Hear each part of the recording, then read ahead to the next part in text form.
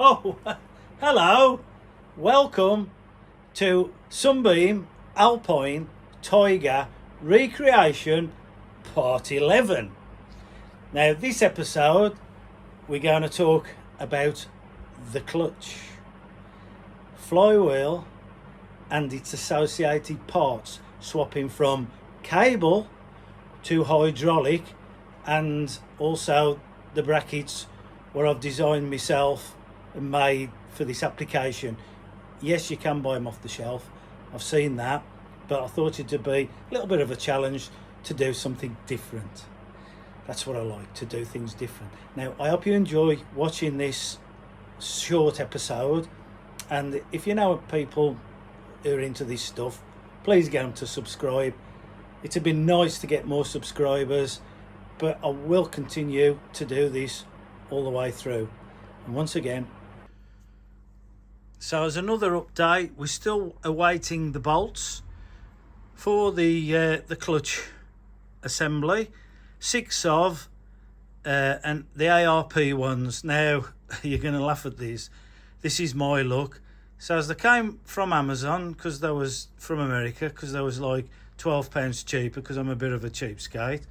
However, I had the parcel arrive this morning with no bolts in. I forgot to seal the parcel.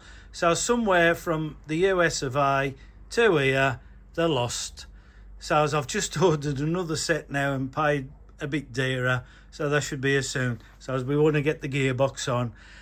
While we've been at it, we've got the headers to sort out, manifolds, whatever you want to call them, so as I can get this engine in. Now, I found the original, the alternator what come with the old engine. I've just given it a bit of a polish, and also we're just waiting for the belts to change it from V-belt to serpentine, tooth belt, if you want to call it that way. And then we're just looking at options where we're going to mount the alternator on that. So that will be quite interesting. But like I say, it's delay all the while for bits. Bit more progress then. We got the gearbox on. The bolts arrived today, ARP ones, and they've all been torqued down to 35 foot-pounds, and we've got everything all bolted up now. So I'm just going to make a little bit of a jacking system on here, a couple of tacks of weld, just to so as I can raise the gearbox at an angle when I get it in. This is a motorcycle bench, which should be ideally for putting the engine in. So just in case anybody wants to know, the ARP bolts for the flywheel, which is a non-dowel flywheel, which is 130-2201, and it says Chevy pressure plate bolt kit. That's the one, comes with washers, and that does the job apparently for these flywheels without any dowels. We've got the gearbox on, and we need to, this was cable operated when it was in the car, so as what we're going to do, we're going to change it to hydraulic. This gearbox is slightly different, as the clutch is down. Some of them come out of here, so as it's slightly in a different place. That's the way it come.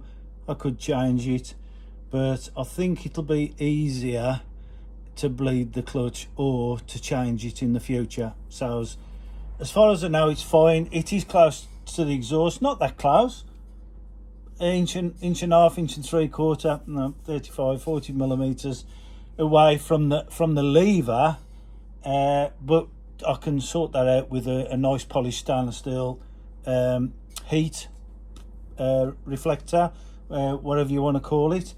Now, you can buy kits on the interweb for this conversion, which is a big chunky piece of steel, and it holds one particular slave cylinder. You can buy the whole kit, for a few £100, $150 or so.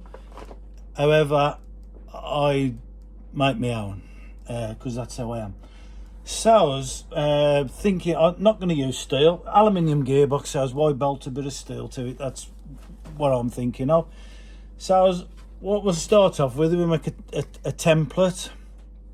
So I can pick up these two holes on the side of the gearbox with a template and cut everything out, and then we can angle the plate to where we think where we know, not think, where the slave cylinder is going to be. Now then, slave cylinders I've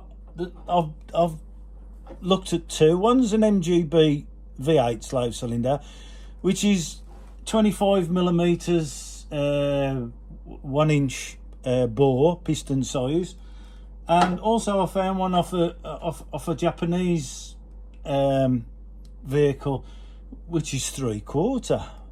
Can you believe that? Japanese, and it's stamped 3/4, and instead of metric Japanese 20 mil. Anyway, but if you look, it's slightly offset, but you can compensate that through a couple of pieces of aluminium, and you can get the angle what you want. But what I'm thinking of, they reckon the smaller bore gives you an easier pedal, and the bigger bore is a little bit harder. Some people say there's not much difference in it. Other people say, yeah, the smaller bore diameter is the one to go for. So I'm going to do it. So it's a choice.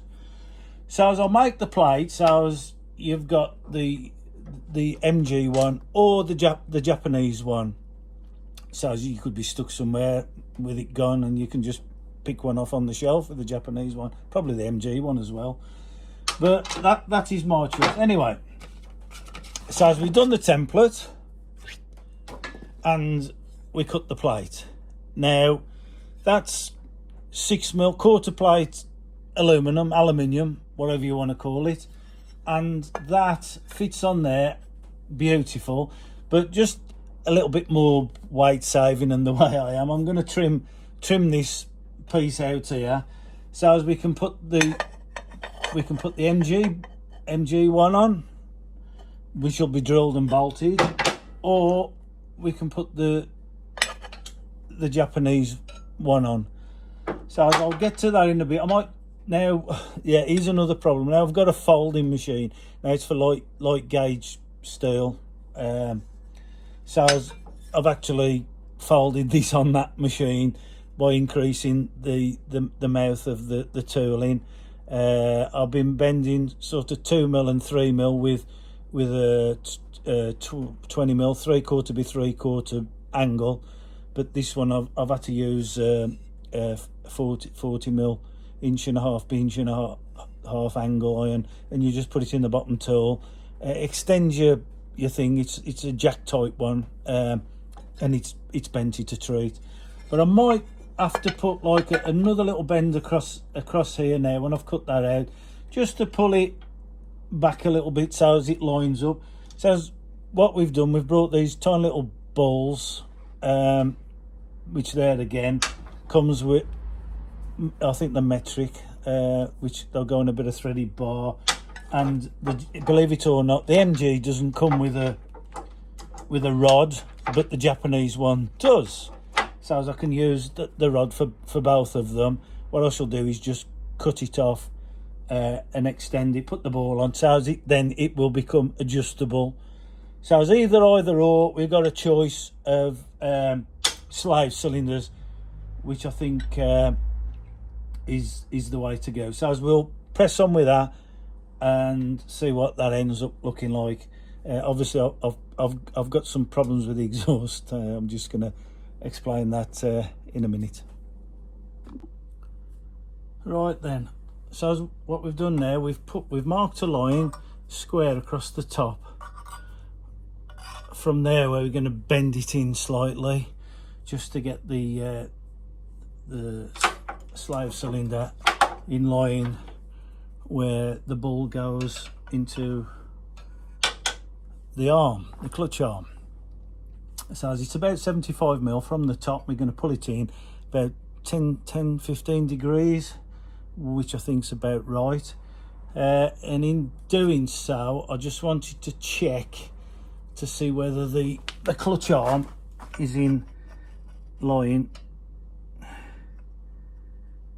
As you can see, well, you probably can't see, yes you can. You can see it's square across the arm and it's square across that line. So as we know, it won't make any difference because you can twist it when you drill the holes. I haven't drilled the holes yet, but what I want to do is just make sure that is in line with that and that's nice and level. And I'm going to just pull that back now in the folder, and then I can drill me holes, hopefully 3. Some spacers for the Japanese one. The MGB one should just bolt straight to it. Now, strength wise, it's pushing that way, so as it releases that way, I shall probably end up putting a little spring in yet. I'm not sure, but you've got the strength in the plate. It's not going that way or that way. The force is, it is going that way, and this is sufficient to take the clutch force on there. If it's doubtable, I can always put a cross brace on the inside and just TIG weld it across there at a diagonal, which will beef it up. Might be worth doing it for argument's sake, just in case. You never know, it could get warm. But like I say, we're away from the exhaust, manifold, header, whatever you want to call it. And like a little heat shield, polished stainless, will keep the heat away from boiling the fluid in that. And I've seen that fail a lot of times, where it's been very close to a manifold, a heat source, and after a while, an hour's running in hot weather, it boils the fluid and you've got no clutch. So you don't want to be doing that. Right, so as if you can just see that, we've got the MG V8 2-hole fixing, and with this hole here and that hole there, the Japanese one will fit on there with some spacers, and that will be lined up with that. So as I'm happy with that, I'm going to clean that up now, polish it up. Well, polish it, as I say, to get all the grains out, and then I'll just spray it the same as the gearbox. Yeah, I think I might just put a little bit of a gusset round the back. It's not going to affect anything at all. We can still get to the electrical reverse switch, which I'm going to connect up also. And we've got the filler points, I believe, are on the other side of the gearbox. So yeah, I'm happy with that for now. Right then, I've decided to cut the alley with a plasma. So I'll get that rather than go on the saw. So why not? Oh, you know something? Left hand. Left hand. Why is it every time I pick up some gloves, I always pick up lefts and lefts? More left-hand gloves than anything. And yes, I am a left-handed person. Right, safety first. Glasses and gloves. Let's cut this out and then we can clean it up later. Now this is 6mm alley. It should go through this like a bit of a flying thing, but who knows? Let's have a look.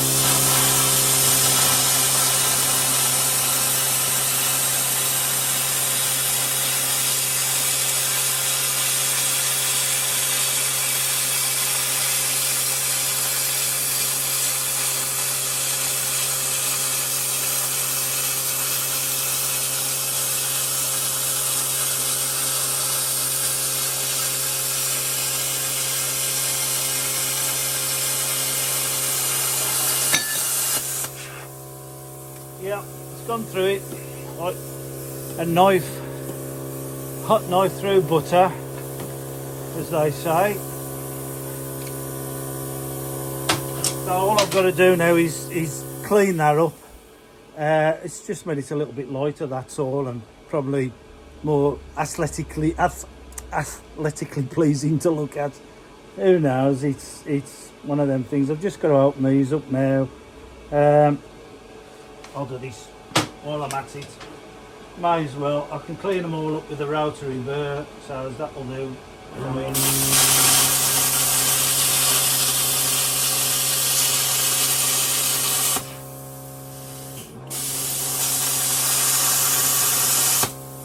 Just makes it a little bit easy while I've got it in your hand.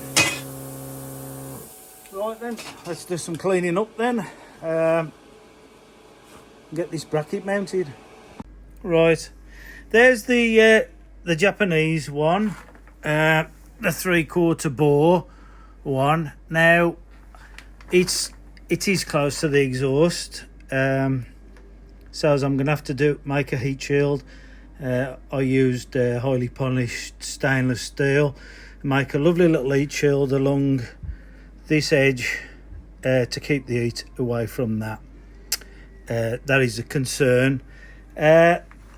So as if I don't want to bring it out anymore to line it up, however, I've peeled the dust seal off, so as you can actually see now, the clutch is just touching as far as it'll go, so as it will come out approximately, I don't know, 25-30 mil ish from the slave. Now if you can look just in there, you'll know it's not touching the side, so it is acceptable. So as the further you push that out there, it's at a slight angle, but I do prefer to get these totally in line. In doing that, it's going to be touching the exhaust, and we don't want that. I'm happy with that now. What I'm going to do now is fit the MGB V8 one and see what the difference is, that because it's slightly larger, and then I can get that backing strip put on there, which I'm going to do at an angle from up here. That'll just give it a bit more strength. I mean, it ain't going, that's not going anywhere, to be honest with you, but I like to over engineer it. Let's try the MG then. So the MGB V8 one is a much better fit. We've just got a little bit of a slack in there. We've adjusted the ball to throw it out. So as this one fits the Japanese one and the MGB one. So what we'd do is just put like a nylock on the end to stop. So you've still got a bit of a adjustment on it, but it does look a better fit, in all fairness. So as we could start off with the MG, and also I like where the actual the bleed nipple is, and we can tuck the flexible cable, hydraulic cable, all the way out somewhere, probably tie it up somewhere, I don't know, but that does look better.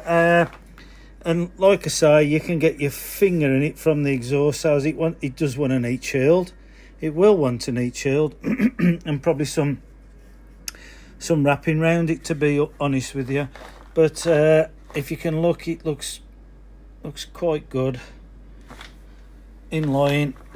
So we'll stick with that one, I think.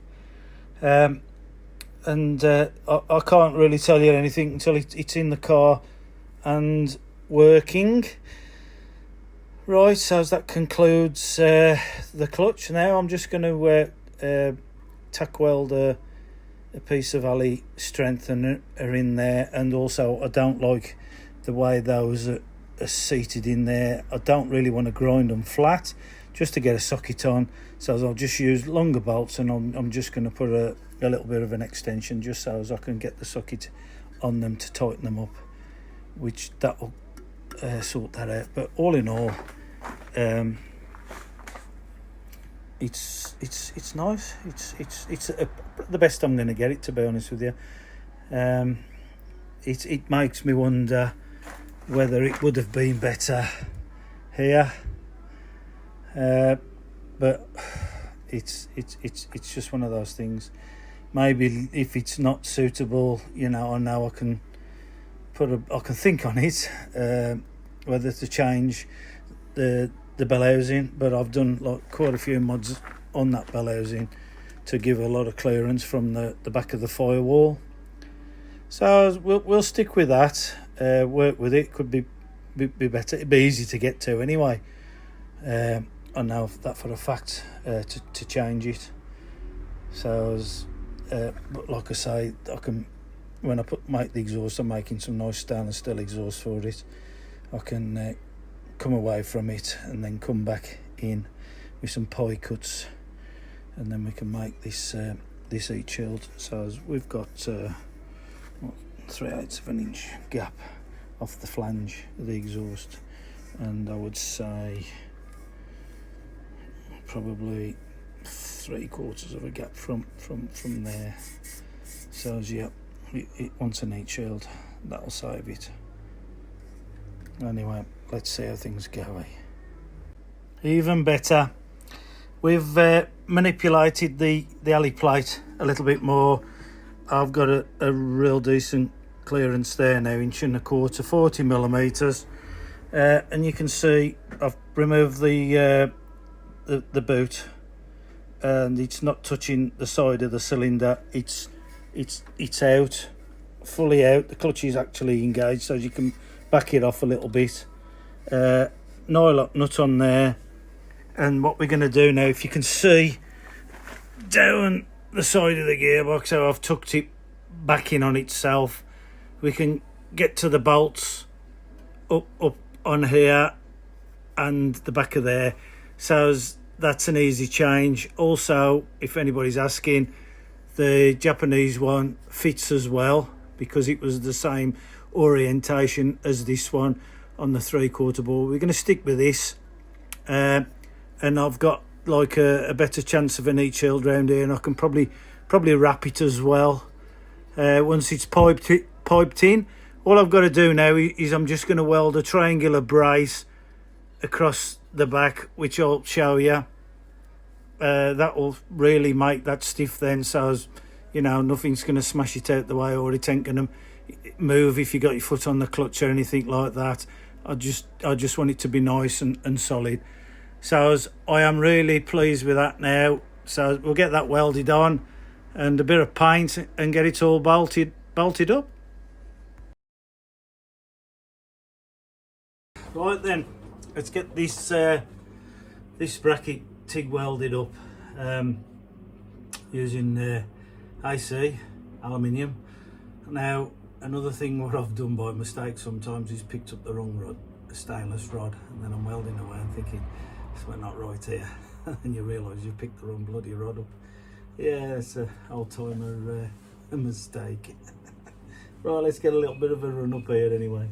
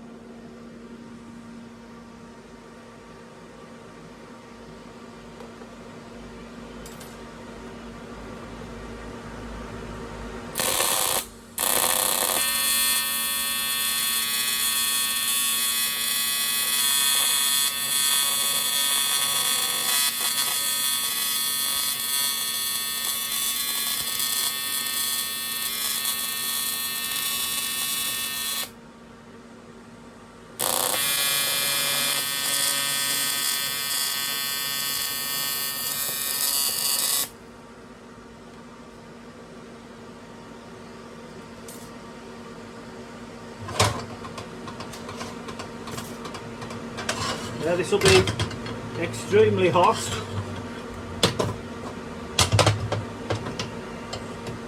I'm just going to get a tack just at the back there. It's always good to have a few weights on the table so as we can get it in the position what we need to. One more tack on this edge and that'll be fine.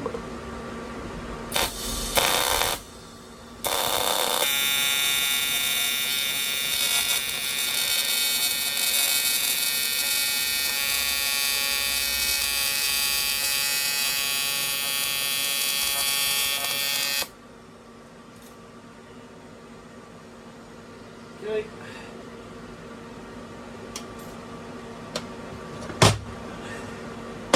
Now then, as you can see, we've just put a few tacks in there. That's all it'll need because it's alley. It'll keep the strength where we want it. What I shall do now is just clean that up a little bit and then just give it a coat the same colour as the gearbox, and let's get it all bolted together. See how it is. Right then, all done, sprayed up and out of the welding shop fitted. We've done the reversing light switch, secured on top of the plate. We've got the MGB one in position and it's all now looking nice and cool.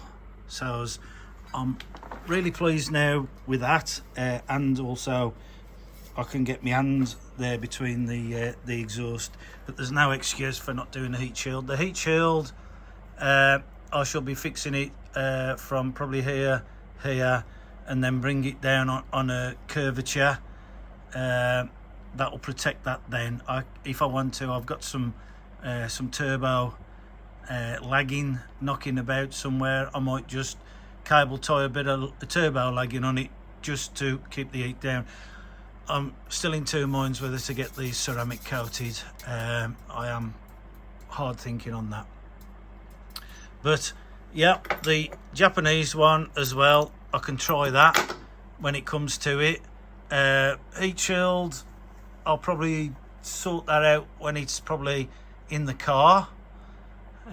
So let's press on with that and see how things go. Well, that comes to the end of the clutch modifications on the T5 Tremec gearbox. I hope you've enjoyed watching this and how I've done it different to other people. It gives you some ideas where you can go. I'm not saying mine's better idea, but it's nice for me. I think it's good anyway. I don't care what anybody else says.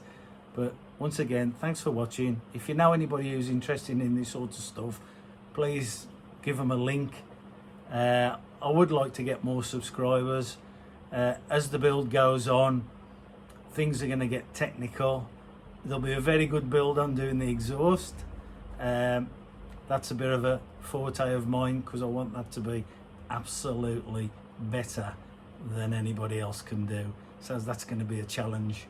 Loads of pie cuts, bigger exhaust diameter, 2.5 inch, what is it, 63 mil, something like that. Nice stainless steel exhaust with just 2 rear boxes. Still in mind whether to do a crossover pipe on that, but don't know. I'll have a word with a few tuning guys to see whether it makes any difference or not, because it could be possible. A lot more work involved in it, but anyway, I'm gabbling on again. Thanks for watching.